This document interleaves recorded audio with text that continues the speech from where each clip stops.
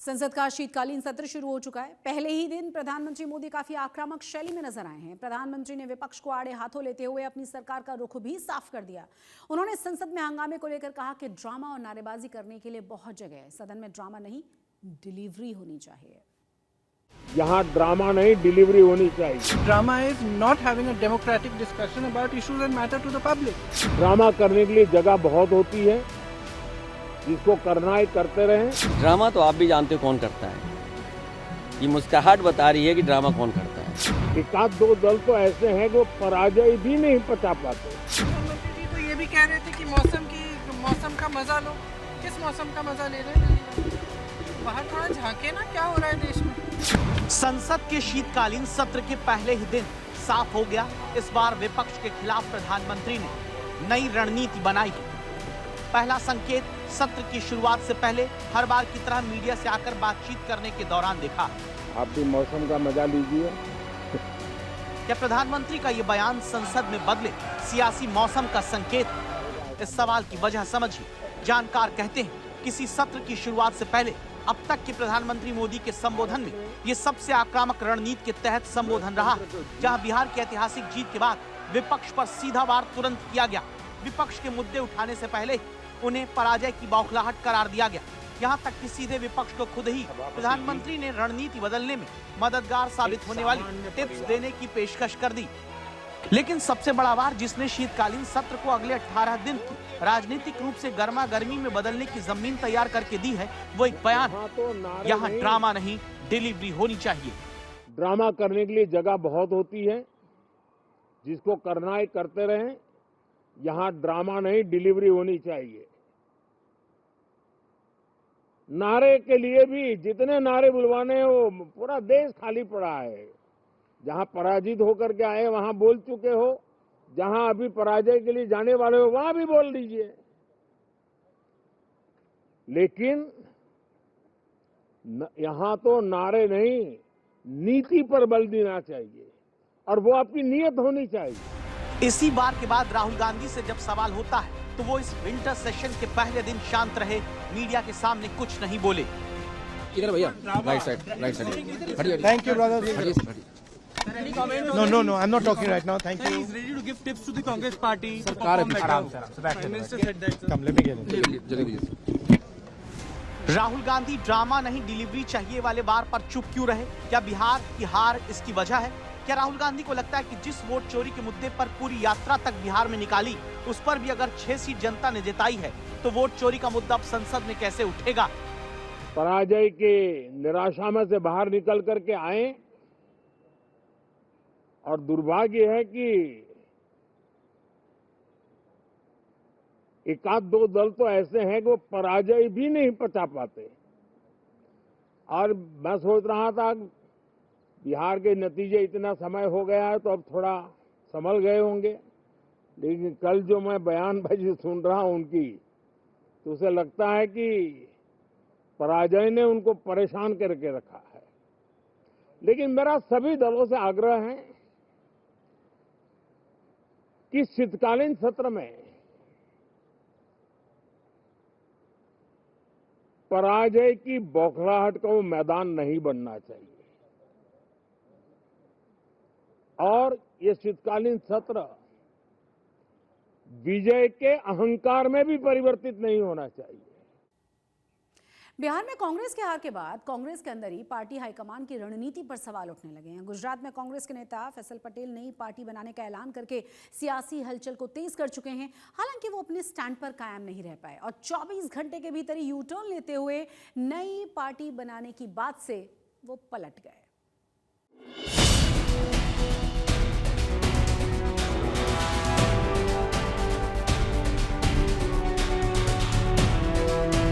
कांग्रेस के कद्दावर नेता रहे दिवंगत अहमद पटेल के बेटे फैसल पटेल ने एक बार फिर पार्टी को असहज कर दिया। फैसल ने शनिवार रात सोशल मीडिया पर एक पोस्ट किया, जिसमें उन्होंने अलग पार्टी बनाने की बात कहकर गुजरात की सियासत को गरमा दिया। फैसल के इस फैसले ने बहन मुमताज पटेल को भी मुश्किल में डाल दिया। मामले ने इतना तूल पकड़ा कि रातों रात मुमताज पटेल को सामने आकर सफाई देनी पड़ी। मुमताज ने लिखा, मैं स्पष्ट कर दूं कि मेरा किसी नई राजनीतिक पार्टी में शामिल होने या किसी नई पहल का हिस्सा बनने का कोई इरादा नहीं है। मेरे भाई के विचार और निर्णय पूरी तरह से उनके अपने हैं। कृपया मुझे इससे ना जोड़ें। इसके बाद फैसल पटेल ने भी महज 24 घंटे के अंदर यू टर्न ले लिया। फैसल रविवार को अपने पिता की जन्म और कर्मभूमि पिरामड़ गांव पहुंचे। यहां उन्होंने मीडिया से बातचीत की और कांग्रेस से अलग नई पार्टी बनाने वाले अपने बयान से पूरी तरह पलट गए।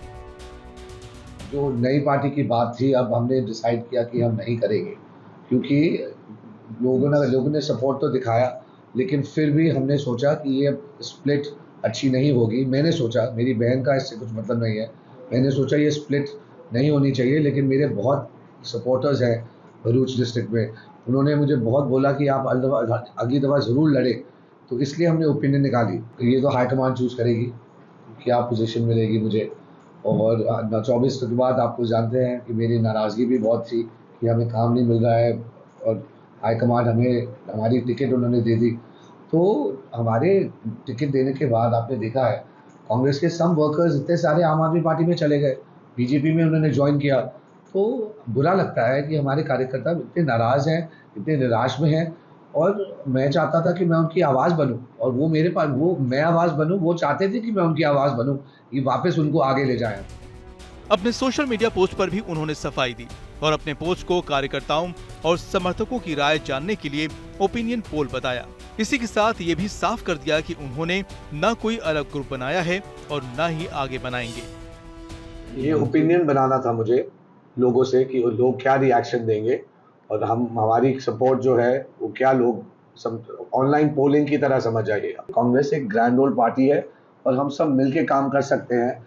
ये स्प्लिट ऐसी कोई बात नहीं है कि कांग्रेस पार्टी से हमारा स्प्लिट हो रहा है, और ये बात नहीं है। ये ओपिनियन देखने के लिए हमने टेस्ट किया था और ओपिनियन अच्छा आया। ये पहला मौका नहीं है जब अहमद पटेल के बेटे फैसल ने कांग्रेस को मुश्किल में डाला है। इससे पहले फैसल मोदी सरकार की तारीफ भी कर चुके हैं। सूत्रों के मुताबिक इस बार कांग्रेस हाईकमान ने फैसल पटेल को साफ संदेश दिया कि पार्टी में अनुशासन सर्वोपरि है, जिसके बाद फैसल को अपना स्टैंड बदलना पड़ा। अब कांग्रेस की ओर से ऑल इज वेल वाला दावा किया जा रहा है। भरूच से विकी जोशी के साथ आज तक ब्यूरो। सरदार वल्लभ भाई पटेल के सम्मान में बीजेपी की ओर से गुजरात में नेशनल यूनिटी मार्च निकाला जा रहा है। आपको बता दें कि करमसद से केवड़िया तक 152 किलोमीटर के इस यूनिटी मार्च में हर दिन बीजेपी के बड़े नेता शामिल हो रहे हैं। आज गुजरात के डेप्यूटी सीएम हर्ष सांघवी ने भी यूनिटी मार्च में हिस्सा लिया और वो तिरंगा झंडा लेकर वडोदरा की सड़कों पर चलते हुए नजर आए, जिससे लोगों का उत्साह और बढ़ा। पैदल मार्च के बाद उन्होंने कहा कि कांग्रेस के राज में सरदार पटेल के विचारों को सही जगह नहीं मिली, लेकिन अब यात्रा के जरिए लोगों को सरदार के विचारों से परिचित करवाया जा रहा है, जिससे युवा पीढ़ी को फायदा होगा। आज मैंने देखा कि यात्रा के रूट में आने वाले सभी गांवों में हजारों लोगों की संख्या जुड़ी हुई थी। आसपास के गांव से भी लोग जुड़े हुए हैं, बच्चों से लेके बुजुर्ग तक हर उम्र के लोग, हर समाज के लोगों ने जय सरदार के नारों से ये यात्रा का स्वागत किया। खासतौर पे मैं ये यात्रा मेरी उम्र और मेरे बाद की उम्र के सभी नौजवान के लिए बहुत ही महत्वपूर्ण साबित होगी, ये मैं मान रहा हूँ, क्योंकि कांग्रेस के युग में सरदार साहब के विचारों को दबाया गया था, एक बड़ा षड्यंत्र था। ये यात्रा के माध्यम से ये सभी नौजवानों को दूरंदेशी विचारों के, एकदम स्ट्रांग निर्णयों के और देश को एकत्र रखने के लिए कैसे विचारों के साथ किस प्रकार से सरदार साहब ने काम किया था, ये विचार देश के हर गांव तक पहुंच रहे हैं। और मैं ये मान रहा हूं कि मेरी और मेरी बाद की उम्र के नौजवानों को छोटी छोटी समस्याओं के सामने कैसे उसका निराकरण, उसका रास्ता कैसे आ सकता है, वो सरदार साहब के जीवन से प्रेरणा मिलेगी और किसी को भी कभी कोई हताश नहीं होगी और हिम्मत से किस प्रकार से जीवन में रास्ता निकालना है उसका भी प्रेरणा मिलेगा ये यात्रा के माध्यम। गुजरात कांग्रेस पार्टी भी जन आक्रोश यात्रा निकाल रही है और इस यात्रा के 11वें दिन पाटन में एक बड़ी रैली का आयोजन किया गया, जिसमें गुजरात कांग्रेस के तमाम बड़े नेता नजर आए।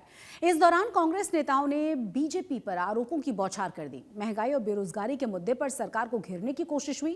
कांग्रेस का आरोप यह है कि सत्ता में आने के लिए बीजेपी वोट चोरी कर रही है। जो मुद्दे उठाए जा रहे हैं गुजरात कांग्रेस प्रदेश कांग्रेस कमेटी द्वारा, वो मुद्दे ऐसे हैं जो पिछले 27 साल जो एक पार्टी का सरकार रही है उससे वो मुद्दे गंभीर होते चले गए। इनको कोई चिंता ही नहीं है। जो वोट चोरी करके सत्ता में आते हैं वो फिर नौकरी भी चुराते हैं, किसानों का पैसा भी चुराते हैं, आपका हमारा हक भी चुराते हैं, राशन भी चुराते हैं, सब कुछ चुराते हैं। इसलिए अब गुजरात तैयार है इनकी सत्ता को खत्म करने के लिए और एक बदलाव के रास्ते पर गुजरात चल पड़ा है। उसकी शुरुआत इस जन आक्रोश यात्रा रैली से हो रही है। कच्छ जिले में नेशनल हाईवे पर एलपीजी से भरा हुआ एक टैंकर अचानक से उसमें आग लगी और देखते ही देखते पूरा का पूरा ट्रक आग की लपटों में घिर गया। कुछ ही देर में जोरदार धमाका हुआ। धमाका इतना तेज था कि टैंकर के टुकड़े टुकड़े 400 मीटर की दूरी तक फैल गए। इस दौरान पास में खड़े हुए 5 ट्रक भी आग की चपेट में आए हैं और सभी 6 ट्रक पूरी तरह से जलकर खाक हो गए। सूचना मिलते ही फायर ब्रिगेड की गाड़ियां पहुंची थी मौके पर। काबू पाने के लिए आग पर काबू पाया गया किसी तरह। हालांकि धुएं का गुबार कई किलोमीटर दूर से नजर आ रहा था। यह घटना कैसे हुई, इसकी जांच शुरू कर दी गई है। गिर जंगल सफारी में पर्यटकों की भारी भीड़ उमड़ रही है। भीड़ ज्यादा होने की वजह से पर्यटकों को गिर सिंह सदन में रहने के लिए आसानी से जगह भी नहीं मिल पाती। इसका फायदा उठाकर कुछ ठग फर्जी वेबसाइट्स के जरिए लोगों को ठगी का शिकार बना रहे हैं। पुलिस ने राशिद नाम के एक आरोपी को गिरफ्तार कर लिया है जो फर्जी वेबसाइट के जरिए गेस्ट हाउस में रूम दिलाने के नाम पर लोगों को चूना लगा रहा था, जबकि गिर सिंह गेस्ट हाउस में ऑनलाइन बुकिंग की कोई सुविधा है ही नहीं। वहाँ पे कुछ प्रवासी आए थे जिन्होंने सिंह सदन पे जाके बताया कि हम लोगों ने ऑनलाइन रूम बुकिंग करवाया है। जो वेबसाइट के जरिए इन्होंने बुकिंग करवाया था, तो इस तरह का ऑनलाइन बुकिंग का सिस्टम ही नहीं था। तो फॉरेस्ट के जो ऑफिसर है उन्होंने मेंदड़ा पुलिस स्टेशन में एक कंप्लेन लिखवाया। मेंदड़ा पुलिस ने दर्ज करके एफआईआर दर्ज करके मेंदड़ा पीए सरवैया और एएसपी श्री विसावदर रोहित कुमार उनके गाइडेंस के नीचे मेंदड़ा पीए और उनकी टीम ने ये जो पूरा जो है ऑफेंस है उसकी तफ्तीश की और उसमें जो ये एक मेन एक्यूज है राशिद खान अयूब खान जो मेवात राजस्थान का है, उसको मेंदड़ा पीए और उनकी टीम ने अटक किया हुआ है। प्राथमिक उसकी जो भी तफ्तीश हुई, पूछपरछ हुई, उसमें उसने जगन्नाथ मंदिर ट्रस्ट और श्री राम आश्रम और दूसरी भी कुछ वेबसाइट्स बनाई हुई है। एनसीसीआरपी पोर्टल है, उसमें भी ये जो नंबर्स है इसके खिलाफ 20 जितनी कंप्लेंट रजिस्टर हुई है। भावनगर के ऐतिहासिक गंगाजली झील इन दिनों विदेशी मेहमानों से गुलजार है। दरअसल ठंड बढ़ते ही बाजारों में हजारों प्रवासी पक्षी यहां पहुंचते हैं, जिससे गंगाजली झील के आसपास अद्भुत ही रौनक देखने को मिलती है।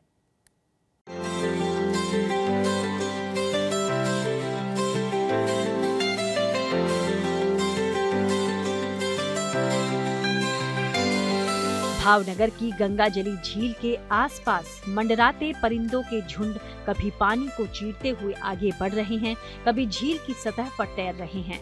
ये दृश्य इतना अद्भुत है कि दूर दूर से सैलानी इन मेहमानों से मिलने के लिए पहुंच रहे हैं। सर्दियों की दस्तक के साथ ही भावनगर में विदेशी पक्षियों का आना शुरू हो गया है। इन खूबसूरत पक्षियों की चहचहाहट से गंगाजली झील के आसपास के इलाके की रौनक देखते ही बन रही है। यूरोपियन देशों में जब कड़ाके की ठंड पड़ती है तो अलग अलग तरह के माइग्रेटरी पक्षी हिमालय पर्वत श्रृंखला पार कर भावनगर पहुंचते हैं। ये भावनगर शहर में गंगाजलिया झील के आसपास के इलाकों में पेड़ों पर अपना आशियाना बनाते हैं। मेहमान पक्षियों के लिए यहाँ रहने और खाने का पूरा इंतजाम है। जानकार मानते हैं कि जैसे जैसे ठंड बढ़ेगी, यहाँ विदेशी मेहमानों की संख्या और बढ़ती जाएगी। पृथ्वी का नॉर्दर्न हेमिस्फीयर जो है, उत्तर गोलार्ध जो है, वो सर्दियों में बहुत ही शीत परिस्थितियों में जाता है। मतलब टेम्परेचर जो होता है -50 से नीचे चला जाता है। ऐसी परिस्थितियों में वहाँ खाना कुछ भी नहीं मिलता पक्षियों को, चिड़ियों को। इसलिए पृथ्वी का ये जो सदर्न हेमिस्फीयर है, दक्षिण गोलार्ध है, जिसमें हम हैं, जो ट्रॉपिकल और सब ट्रॉपिकल रीजन कहा जाता है, वहाँ पे लाखों की तादाद में और काफ़ी विविध जातियों में ये पक्षियों उत्तर से दक्षिण की ओर प्रयाण करते हैं। और पूरा जो सर्दी का मौसम होता है, ठंडी का मौसम होता है, वो यहाँ बिताते हैं और होली के बाद वो अपने वतन में वापस जाते हैं। भावनगर जिला बेशुमार कुदरती खूबसूरती का खजाना रहा है। बड़ा समंदर तट, पहाड़ और शांत जंगल, यही वजह है कि हर साल सर्दियों में माइग्रेटरी पक्षी भावनगर आते हैं। यहाँ आने वाले बगुलों के परिवार में painted, stork, little egret, greater egret, ibis जैसी कई तरह की प्रजातियां शामिल हैं। हर साल की तरह इस साल भी अलग अलग तरह के विदेशी पंछी यहाँ मेहमानवाजी का आनंद ले रहे हैं। ये जो बर्ड आते हैं भावनगर में, वो हजारों किलोमीटर की सफर तय करके आते हैं और जो बर्ड है वो मेन तो स्टॉर्क आते हैं, स्पूनबिल आता है और कॉर्मोरेट बोलते हैं, वो आते हैं।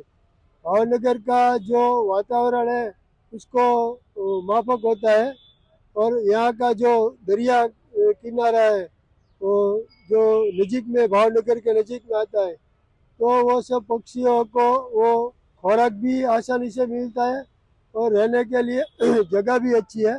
और यहाँ जो आते हैं पक्षी वो प्रजनन या बच्चे बनाने के लिए आते हैं। भावनगर शहर में खासतौर पर समंदर किनारे वाले इलाकों में तो पक्षियों के झुंड देखे जा रहे हैं। साफ पानी, शांत माहौल और भोजन से भरपूर इलाके इन प्रवासी मेहमानों के लिए किसी स्वर्ग से कम नहीं है। 6 महीने तक ये पक्षी इस शहर में रहते हैं और उसके बाद यहाँ से निकल जाते हैं। भावनगर से नितिन गोहिल के साथ आज तक ब्यूरो।